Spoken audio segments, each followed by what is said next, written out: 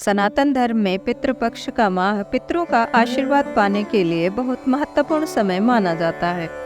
पितृपक्ष के दौरान सनातन धर्म को मानने वाले लोग अपने पूर्वजों की कृपा प्राप्त करने को तर्पण, श्राद्ध, पिंडदान इत्यादि कर्म करके उनको प्रसन्न करते हैं।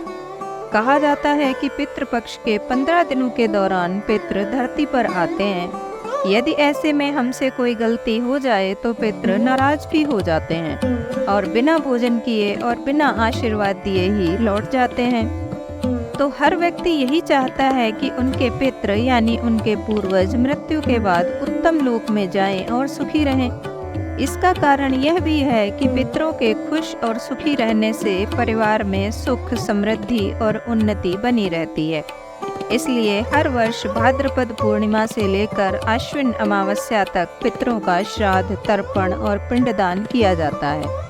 अयोध्या के प्रसिद्ध ज्योतिष पंडित कल्की राम बताते हैं कि धार्मिक मान्यता के मुताबिक पितृपक्ष के दौरान पितरों की आत्मा की शांति के लिए और उन्हें प्रसन्न करने के लिए अनेक प्रकार के उपाय किए जाते हैं। पितृपक्ष में कुछ नियम भी बताए गए हैं जिनका पालन करने से पितृ जल्द ही प्रसन्न होते हैं। पितृपक्ष में खासकर खाने पीने और साफ सफाई पर विशेष ध्यान दिया जाना चाहिए। श्राद्ध के दौरान अगर आप पितरों के निमित्त भोजन बना रहे हैं तो शुद्धता का विशेष ध्यान रखें। भोजन बनाने से पहले अपने घर खासकर रसोई को अच्छी तरह से साफ कर लें। शास्त्रों की माने तो शुद्धता से पितृ प्रसन्न होते हैं और श्राद्ध का फल मिलता है। ध्यान रखें, स्नान करने के बाद ही भोजन बनाएं।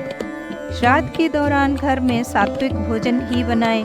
इन दिनों मांसाहारी भोजन और शराब के साथ साथ पितृपक्ष के दौरान अन्य कुछ खाद्य पदार्थ भी प्रतिबंधित हैं, जिसमें जीरा, काला नमक, काली सरसों, पीली सरसों, खीरा और बैंगन आदि शामिल हैं।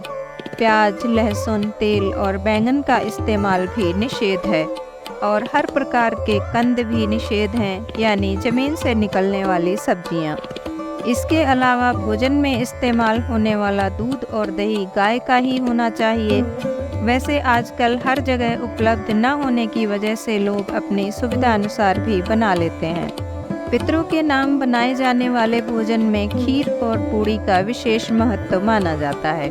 इस दिन पूरी और कद्दू की सब्जी बना सकते हैं। इसके अलावा मिठाई को भी पितरों के भोजन में शामिल करें। उड़द की दाल के बड़े, चावल, दूध, घी से बने पकवान व मौसम की सब्जियां व मौसम में जो सब्जी बेल पर लगती हो, जैसे झींगा, लौकी, कद्दू, कुम्हड़ा, भिंडी, कच्चे केले, यह सभी चीज़ें बनानी चाहिए।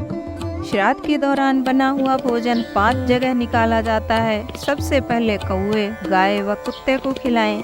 इसके बाद पितरों का तर्पण करें। तर्पण काले तिल और जल से करते हैं। जिन पूर्वजों की तिथि हो उनका नाम लेकर 3-3 अंजलि जल से तर्पण किया जाता है। जब तक ब्राह्मण भोजन न खाएं तब तक खुद भी भोजन न करें। ब्राह्मणों को कांसे, चांदी या फिर पत्तल में ही भोजन करवाएं।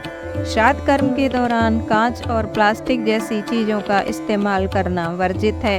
इसके साथ ही ब्राह्मण को दक्षिण दिशा में ही भोजन करवाएं और यथाशक्ति ब्राह्मण को दान देकर विदा करें।